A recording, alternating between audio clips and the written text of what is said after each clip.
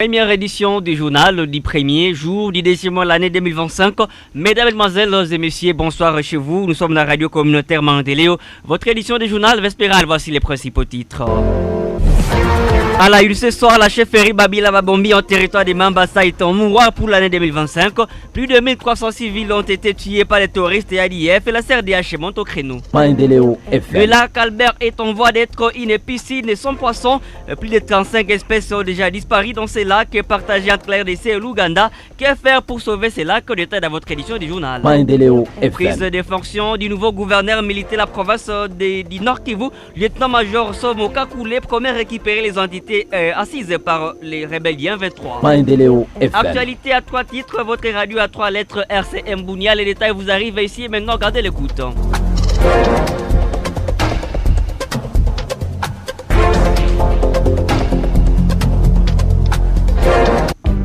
Ce journal vous est présenté par Joseph Muhindo Tissouti.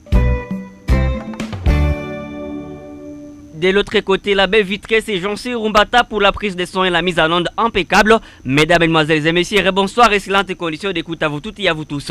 Plus de 1322 personnes ont été tuées durant l'année 2024 à chefferie Babila Babombi. Nous sommes dans les territoires de Mambasa, ici à province de l'Ituri. Le bilan est livré par la Convention pour le respect des droits de l'homme CDH antenne de Mambasa. Rams Maliki Dogo, secrétaire de cette structure de défense des droits de l'homme. Et c'est samedi 1er février 2025. Note également que 36 maisons ont été incendiées aux côtés des 103 personnes portées disparues. Voici Rams Maliki Dogo. L'année 2024 a été cauchemardesque à la population de la chefferie de Babila Babombi. Après les rapports annuels de monitoring de la CRDH Mambasa, avons constaté 322 personnes qui ont été exécutées par les EDF, à 103 personnes portées disparues où 90 cas d'arrestation arbitraire ont été enregistrés, 15 cas de détention illégale, 66 cas de cambriolage nocturne, 112 cas de vol de produits champêtres, 43 cas de justice populaire, 11 cas de fusillade, 5 cas de viols sur mineurs, mais aussi 16 cas d'enrôlement des enfants mineurs dans les rangs de Ouazalène. C'est ainsi que la CRDH Mambasa recommande et exige que les enquêtes soient menées sur toute l'étendue de la chefferie, surtout sur les cas de violation des droits humains, pour que les auteurs et jours répondent à leurs actes, mais aussi le recyclage de certains OPJ qui ne sont pas à compétence de ce qu'ils sont en train de faire, mais aussi les humanitaires de venir aider cette population parce que celle-ci est victime de plusieurs cas de violation des droits humains. Et parlons toujours sécurité dans votre édition du journal et nous restons dans le même territoire des Mambasa, 24 heures seulement après l'appel de la synergie des structures citoyennes de la chefferie Babila Babombi à la mobilisation de la population civile et pour soutenir les FARDC et les volontaires pour la défense de la patrie VDP Ouazalendo engagés dans la guerre contre les rebelles 23 au Nord Kivu. Les réactions pleuvent de partout. La plus récente est enregistrée est celle de M. Zéphanie Kataliko, activiste des trois immenses territoires des Mambasa, qui appelle toute la population à se liguer derrière les FARDC et les Ouazalendo pour vaincre cette guerre contre les terroristes du M23. Est sortie officielle le vendredi 31 janvier 2025 du mouvement La Patrie ou la Mort en territoire des Mambasa. Ces mouvements citoyens regroupent les personnes de tous les bords avec comme objectif soutenir les forces armées de la RDC, les FARDC, mais également les combattants Ouazalendo qui combattent au Nord Kivu pour défendre l'intégrité territoriale de la RDC menacé par le Rwanda et ses supplétifs du M23 RDF. Écoutons ici messieurs Bassinono Amboko, les bons coordinateurs de ces mouvements citoyens appelés donc La Patrie ou la Mort, brûlés au micro de Aruna depuis donc le territoire de Mambasa. Déclaration officielle du mouvement Patrie ou la Mort Mambasa, MPMM en sigle. Nous, le mouvement La Patrie ou la Mort Mambasa, MPMM en sigle, qui a vu jour ce vendredi 31 janvier 2025 à Mambasa, dans le but d'accompagner les initiatives du chef de l'État, le commandant suprême de la force armée de la République démocratique du Congo, visant à pacifier l'est de notre beau et grand pays, la République démocratique du Congo, envahi par les inciviques rebelles de l'armée de la défense rwandaise sous le label de la rébellion AFC /MV3. Primo, demandons toute la population du territoire de Mambasa à un amour patriotique et à se liguer à à une seule personne pour mettre fin à cette agression rwandaise qui a ôté la vie à nos frères et sœurs des territoires de Massissi, Nyiragongo, Lubero et de la ville de Goma. Secondo, mettons à garde tout Congolais qui joue à faveur de l'ennemi car cela constitue la trahison à notre nation et la justice doit s'en occuper. Tertio, lançons la campagne La patrie ou la mort qui vise à mobiliser les moyens tant financiers que logistiques pour appuyer nos vaillants et héros, soldats et les patriotes et Wazalendou qui sont à la ligne de front pour défendre notre intégrité territoriale violée par les Rwandais et appelons tous, majorité et opposition, société civile, les forces armées, la police, les Wazalendou à l'unité de la diversité pour combattre notre ennemi bien défini. In fine, nous appelons tout le monde qui est soucié de notre pays d'adhérer au mouvement La patrie ou la mort Mambasa pour une meilleure éducation civique et patriotique. Et nous revenons ici dans la ville de Bunia. L'acteur politique Moïse Nguessera appelle tous les groupes armés en vraie province de l'Ituri à rejoindre les FARDC et les Wazalendo au front pour mettre hors des temps de nuire les combattants du M23 qui occupent plusieurs entités à province du Nord Kivu dans la ville de Goma. C'est confié à la RCM ce vendredi 1er février 2025. Celui-ci a salué les efforts du gouverneur militaire de l'Ituri, lieutenant-général Johnny Luboya Kachama, pour avoir maîtrisé la situation, la sécurité de l'ensemble de la province de l'Ituri. Voici Moïse Nguessera. Nous appelons la communauté internationale, nous appelons la SADC, mais aussi d'autres structures. Nous, on se pose des questions. Pourquoi la silence de la communauté internationale? Soit vous voulez montrer les Congolais combien de fois que vous êtes complices par rapport à ce qui se passe au Congo. Chez nous, en Ituri, nous remercions la détermination de notre gouverneur militaire, le lieutenant-général Johnny Kachama Luboya. J'aimerais simplement informer tous les Ituriens combien de fois que notre province de l'Ituri se porte bien. Dans les 4 coins de la province, il y a l'accalmie qui s'observe. Et je profite à l'occasion pour informer tous les jeunes garçons qui avaient pris les armes illégalement. Les milices Codeco et des milices d'autodéfense, ce n'est pas le moment encore de faire les distractions chez nous en Ituri, mais c'est le moment de soutenir les vaillants soldats. C'est le moment de soutenir les Wazalènes. Si réellement vous êtes des Congolais de père et de mère, préparez-vous pour aller combattre l'ennemi qui est M23. Chez nous en Ituri, il n'y a pas l'M23. Chez nous, il y a des Congolais de père et de mère. Voilà, c'était l'acteur politique Moïse Nguessera. Vous écoutez la radio communautaire Mandeler Sembounia. Informer sans nuire, informer sans s'impliquer, informer sans condamner, c'est nous. RCM FM, ligne éditoriale, la promotion de la paix pour le développement. www.mandelaobunia.net. Et parlons toujours sécurité dans votre édition du journal comme annoncé au sommaire, à peine nommé le nouveau gouverneur militaire de la province du Nord Kivu, le général-major Somo Kakule Evariste, a pris officiellement ses fonctions le vendredi 31 janvier 2025. La cérémonie de prise de fonctions a eu lieu à l'hôtel de ville de Béni, à présence de plusieurs personnalités militaires, policières et civiles, mais aussi la MONUSCO et les structures de la société civile. Joël Kamabou nous fait le point complet depuis la ville de Béni. Le nouveau gouverneur militaire du Nord Kivu, le général-major Kakule Somo Evariste, a pris ses fonctions officiellement ce vendredi 31 janvier 2025 ici à ville de Béni. C'était à présence de plusieurs autorités militaires, policières, les structures de la société civile, groupes de pression et d'autres partenaires du gouvernement congolais venus pour la cause. Dans ce mot de bienvenue au nouveau patron de la province, le maire de la ville de Béni, le commissaire supérieur principal, Nyofo Tekoudal Jacob, appelle toute la population de Béni de soutenir le gouverneur pour qu'il réussisse à sa mission, lui confiée par le président de la République. Je tiens à présenter mes sincères félicitations au nouveau gouverneur pour sa récente nomination et pour avoir mérité la confiance du président de la République et chef de l'État, son Excellence Félix Antoine Tshisekedi Tshilombo, lui qui reste déterminé à mettre fin à la guerre et à promouvoir la paix à l'est de la République démocratique du Congo.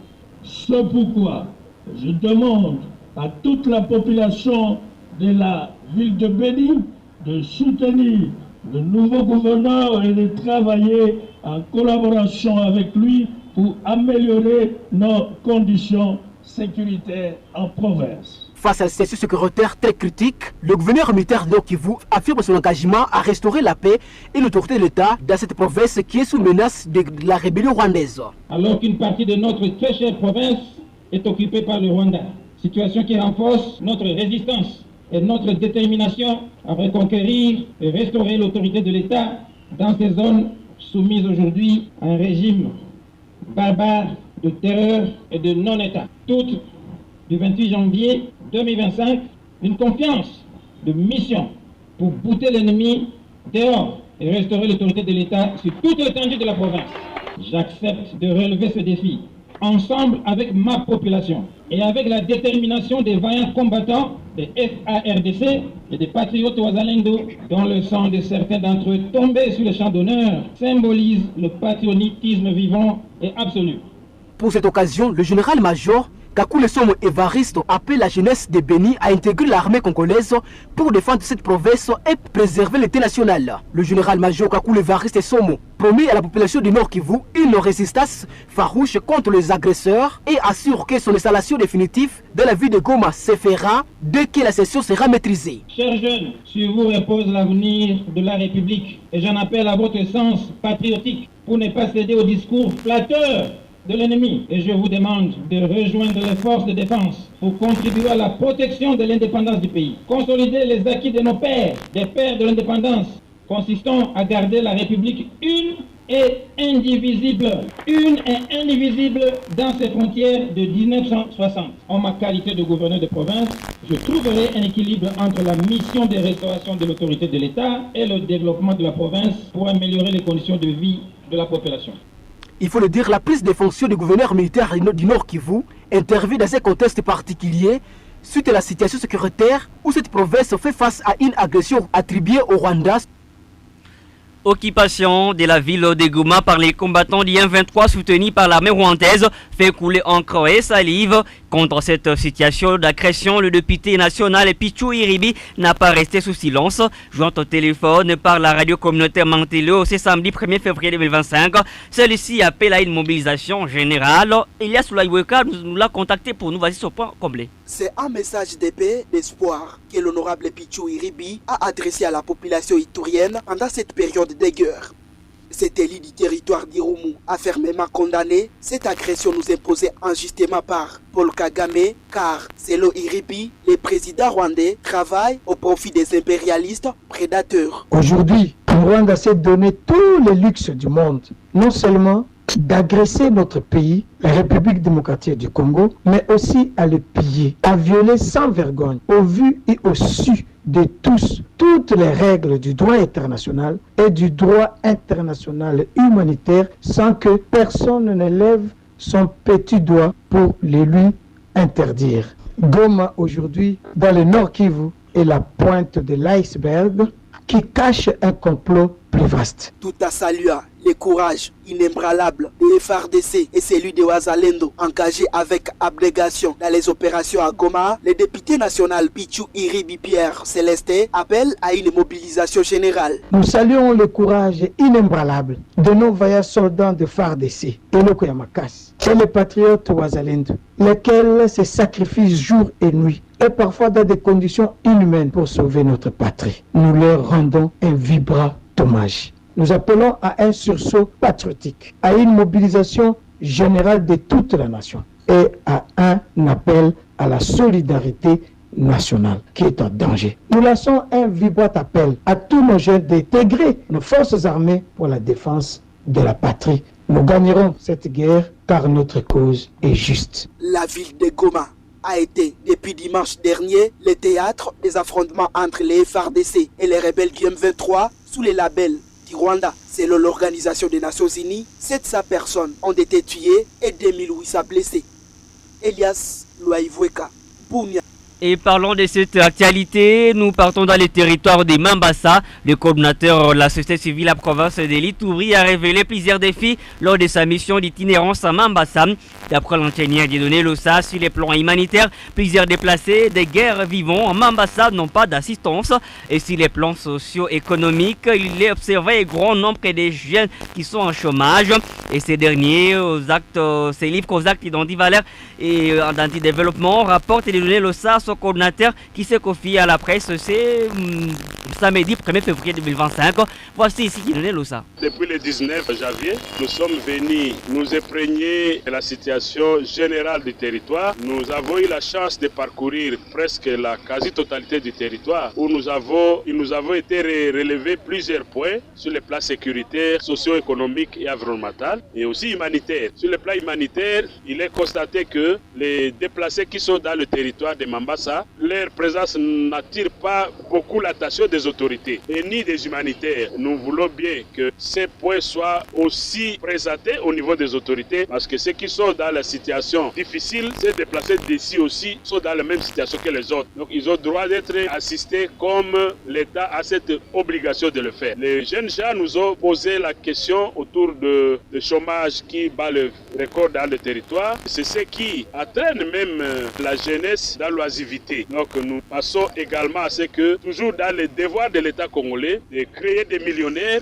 doit également passer à donner du travail aux jeunes afin que demain, ces jeunes deviennent utiles pour la société. Il a été révélé également que beaucoup de lieux où les jeunes fument des chaves, beaucoup de boutiques ou des endroits où on vend des boissons fortement alcoolisées se trouvent aussi dans le territoire de Mambasa et c'est là même dans le carré minier. Tout cela ne peut pas contribuer au développement de la jeunesse, mais ça détruit notre jeunesse. C'est même à la base de l'insécurité qui sont connus par-ci, par-là. Parlons de cette information environnementale. Le lac Albert est en danger du côté congolais. C'est là que jadis plus poissonné en termes de nombre d'espèces aquatiques risque de devenir une simple piscine sans poissons et rester simplement une voie de communication. C'est là qu'a déjà perdu plus de 35 espèces depuis 2013.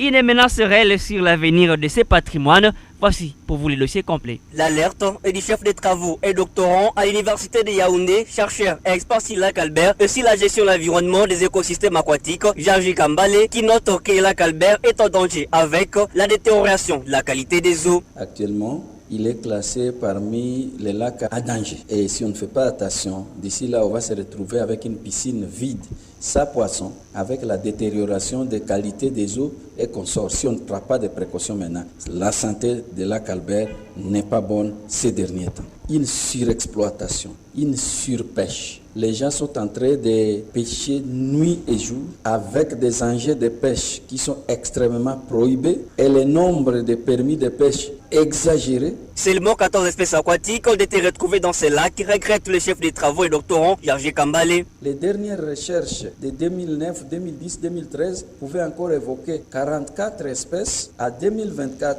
on a difficilement trouvé 14 espèces. Donc vous voyez, on va de 54, on descend à 44, et puis 26, et puis 14. Et 14 là, c'est après une pêche expérimentale de plus de 2 à 3 semaines. Que faire pour sauver le lac Albert? Le Forum des engagés pour le développement durable forêt, une organisation de défense de l'écosystème, appelle à l'implication de toute la population de la province de l'Ituri. John Loufou Karibou en est son coordinateur à la province de l'Ituri. Si cet écosystème, aujourd'hui, demain, après-demain, 10 ans, 20 ans, 50 ans, disparaissait, devenait un lac mort, que devrions-nous devenir? Et même si je ne serais pas là, que devrait devenir mon enfant, mon petit enfant? Si je bénéficie aujourd'hui de cet écosystème-là, c'est parce que mon grand-père, quelque part, l'avait bien protégé. Il faut noter que sur les marchés, le prix du poisson a déjà galopé, ce qui pousse la majorité de la population de consommer des petits poissons appelés misiri. Et c'est la fin de votre édition du journal Parler à français de ce samedi 1er février. Vous nous avez capté en cours de diffusion. Voici pour vous les rappels des principaux titres. Maendeleo FM. La chefferie de Babila Babombi a été un mouroir pour l'année 2024. Plus de 1300 civils ont été tués par les terroristes ADF. La CRDH monte au créneau. Maendeleo FM. Le lac Albert est en voie d'être une piscine sans poissons. Plus de 35 espèces aquatiques ont déjà disparu dans ces lacs partagés entre la RDC et l'Ouganda. Qu'est fait pour sauver ces lacs? Vous avez suivi le dossier complet dans votre édition du journal. Maendeleo FM. Prise de fonction du nouveau le gouverneur militaire de la province du Nord Kivu, lieutenant-major Somo Kakule, promet récupérer les entités assiégées par les rebelles IM 23. Et voilà donc c'est la fin pour votre édition de ce samedi 1er février 2025.